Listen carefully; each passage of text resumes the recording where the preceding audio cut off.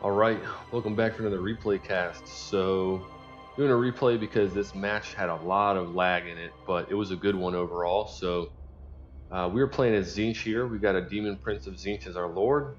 Got mostly Marauders and Chaos Warriors in our starting force with some Exalted Pinks in the back. And my opponent is playing as a Greenskins. They've got a Knight Goblin Warboss as their Lord. River Troll Hag, Goblin Big Boss on a Wolf, I believe. And Night Goblin Archers, Doomdiver Catapults, a lot of Orc Boys, like some Night Goblins in the front, and that's mostly it, so let's get into it. I'll do a little bit of fast forwarding just on the approach. Alright, so I brought out some Furies early on, and you can see I'm running them around the outskirts and the sides, so I basically wanted to keep them out of my opponent's line of sight and get them on top of the Doomdiver Catapult. You can see he responded with some Goblins to sit on top of them. I'm not sure if he saw them coming and did that, or if he was planning on bringing those guys out regardless. Got our Demon Prince jumping on top of the River Troll Hag just to get some hits off in the initial engagement. I originally did not see the Night Goblin Archers, so as soon as I saw those shots coming out, I was like, alright, once his shield starts going down, I'm going to back out pretty quick, because I don't want him to get punished too heavily. You see a Spirit Leash coming down from the River Troll Hag. So I think, let's see, she brought that. She brought Fate of Buna and Doom and Darkness. So taking flight, getting back, and I brought another squad of Chaos Furies on. I meant to jump them on top of the Night Goblin Archers, but I lost sight of them while they were on their way there. So their command went away. I wonder if it would make sense for them to change that mechanic so that if you issue an attack command on a unit that has stalk, if you lose sight of them, if your guys move to the location they were at when the issue or when the attack issue was ordered, and then that way if they're still there, then at least they'll be closer. But either way, that's part of the micro game, so it adds a little bit of more skill to the game, I guess you could say. So we got Marauders and Chaos Warriors matching up against the Orc Boys and whatnot in the front. The Night Goblin Warboss is in the mix. Goblin Big Boss and the River Troll Hag are in the mix for my opponent over here.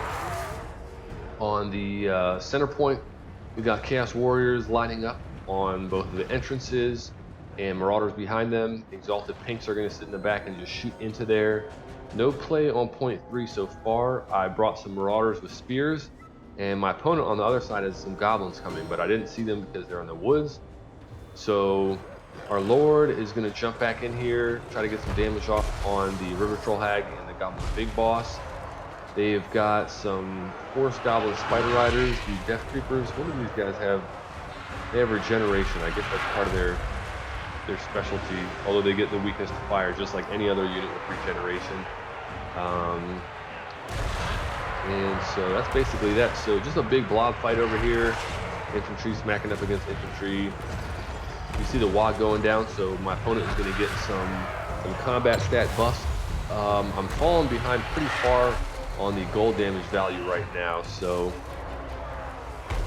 not looking too good there. You can see my opponent has Night Goblin Swig Hoppers over here, and those guys matched up against Chaos Warriors of Tzeentch is not a good look for me because they've got good armor piercing, and I believe they also have anti-infantry, so they are really going to get some good value in against my Chaos Warriors.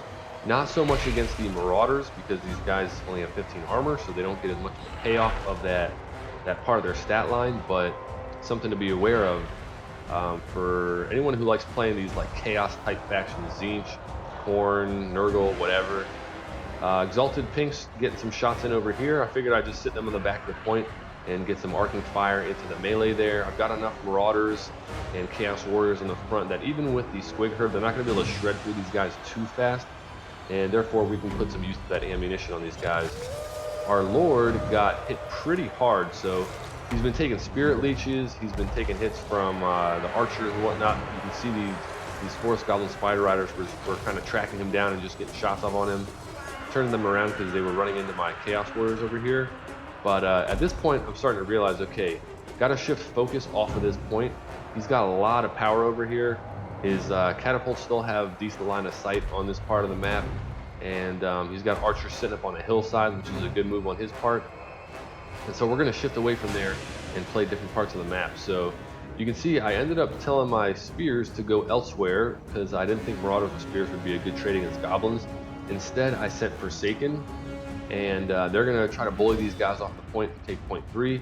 You can see my opponent responding with Snotling pump wagons, and we'll see what happens from there. So Exalted Pink still just shooting in, and our Lord's going to come in, and he has terror on him. So because of the low leadership on a lot of the Orc units or the Greenskin units, and the fact that their Lord or their caster or any units with Encourage are not in the area to increase the leadership or the morale of his troops, we're going to have a lot of guys running out of here. So that's one of the benefits of bringing a Lord or any type of unit that causes terror on them against a team like the Greenskins or the Beastmen or whomever. And that, I mean, the same thing applies to specific units on any faction's roster, but Greenskins and Beastmen tend to have a lot of low leadership units. So generally bringing fear and terror causing models can be a good idea against them. So either way, we got a pretty solid hold on point 2. The Pinks are going to pull back in a little bit just to not move too far forward. You can see my opponent is just kind of grinding his way through the remaining Chaos Warriors and Marauders over here, getting some unsummoning done to get these guys off the field. They're not going to be able to play much of a role over on point 1. And I brought on some Screamers to fight against the Pump Wagons and the, what do you call them, Forest Goblin Spider Riders that my opponent brought on in reinforcements. So this point is, well, it was going in our direction. You can see with these guys, he's kind of taking it back away from the Forsaken. These goblins are going to be returning to combat, and in turn, I've got Screamers and Chaos Knights of Tzeentch on the way to support. So the Pump Wagons are going to run, and what's going to happen is I'm going to keep these Screamers in combat against these Spider Riders, have them supported by the Chaos Knights, and then this squad of Screamers is going to help out on chasing the Snotling Pump Wagons. Our Lord is still kind of sitting in the back. We're reforming our lines over here. You can see I started bringing the Marauders back. Unfortunately, they took a lot of shots on they were on the approach over here, because I guess I had issued them an attack command to support the front line while there was more of a battle going on in this area. But I forgot to reassign that command. So they got shot up by these Night Goblin archers and whatnot over here, along with the Rusty Heirs. I didn't realize he brought the Regiments of Renown squad. These guys have the armor sundering ability, so that's going to be really good and valuable for them against my Chaos Warriors. And same thing over on point 1. He's just grinding through my infantry, trying to get his way out of there. He's got Biggins, and he might have had more Biggins than I realized in the beginning, although I think it was mostly Orc boys, and he brought the Biggins in as reinforcement troops. I actually did not, okay, never mind, that's hide, not stalk. For a second I thought that Biggins had stalk. That would not make sense. So you can see we're bringing the Exalted Pinks back into the pocket, just giving them some safe shooting. Marauders, I probably could have kept them back a little bit more and held a concave here, but I was trying to keep my opponent off of the point to maintain capture rate for longer. Sometimes you really got to figure out the context of the fight. Unfortunately, my Lord almost went down here, so you can see he took a Spirit Leech again, and it looked like it burned through all of his shield and almost all of his health. So he literally has, what does he have, 730 health, which is super low, and we're going to sit him in the back and try to regenerate his shield and just keep him off of that. So continuing from this fight over on point 3, we did capture that, in case anyone's wondering. This is ours. Got the Screamers and the Chaos Knights and Furies all charging into the backfield. The Screamers are going to jump on the Squig Herds and try to get them off the field. He's got some Biggins coming in response. That's going to be a good counter for the Screamers, so we got to get them out of there. And then the Furies and the Chaos Knights are jumping on top of the Rusty Heirs, try to take away this Regiments of Renown unit and get that armor sundering off the field. These guys don't have great combat stats, and the Furies and the Chaos Knights have decent charge, so you can see them running, but we're going to have to turn around because there's Biggins on the way. They're shooting up on the hillside, and we just got to support on point 2 and make sure we maintain the capture rate. So let's see what's going on here. We got some more Marauders on the way over to support point 3. Point 2 is still being held pretty reliably by us.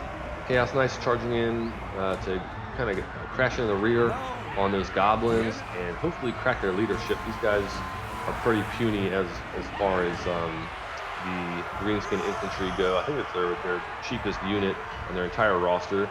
And the Biggins over here are fighting through the Marauders, and they're going to get in the mix on this side. So we want to try to keep the Chaos Knights away from the Biggins because of their anti-large. And so I believe I'm clicking here, getting these guys out of here. So yep, you can kind of see the faint arrow of these guys being told to get out of that area and let the infantry hold that part for now.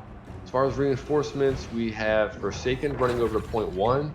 They're going to try to bully these goblins off of this point.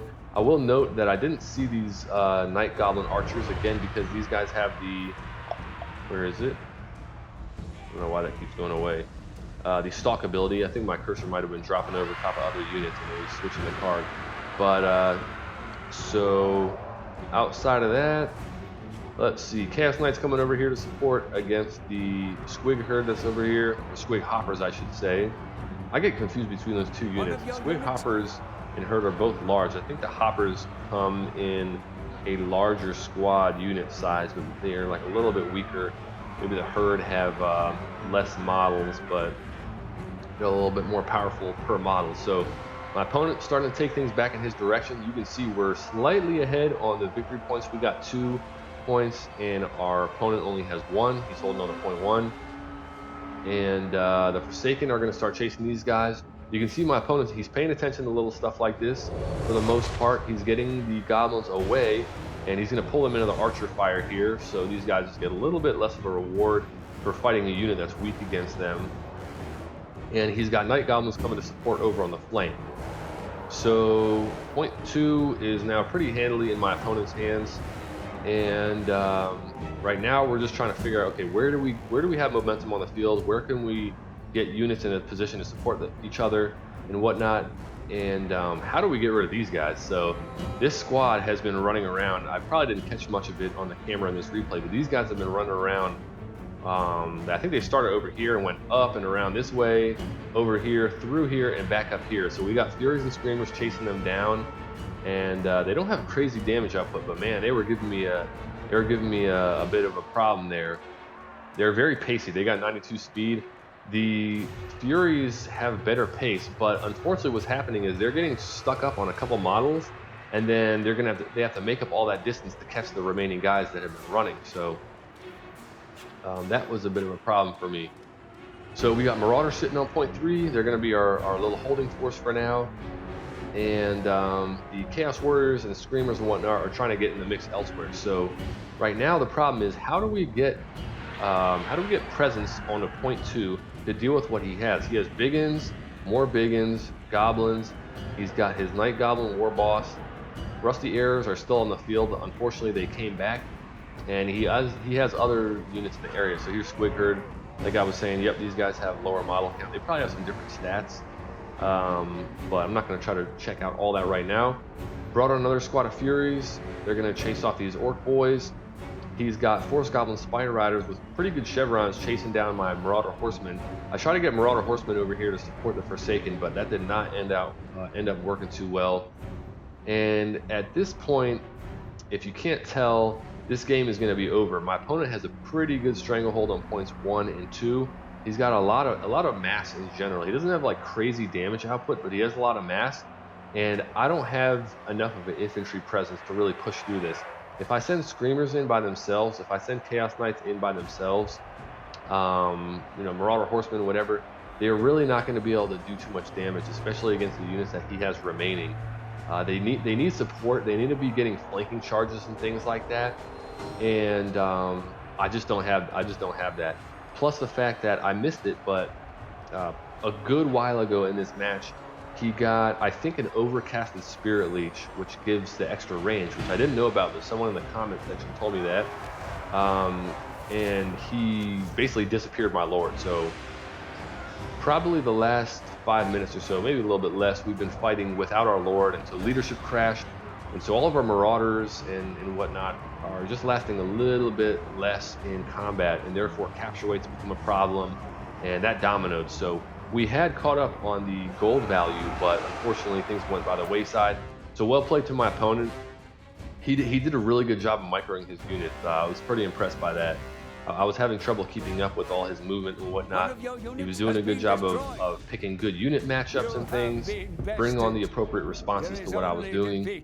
And he felt like he was taking the initiative, or I felt like he was taking the initiative throughout the match. So anyways, it was a good one. It was a nice close match for the most part.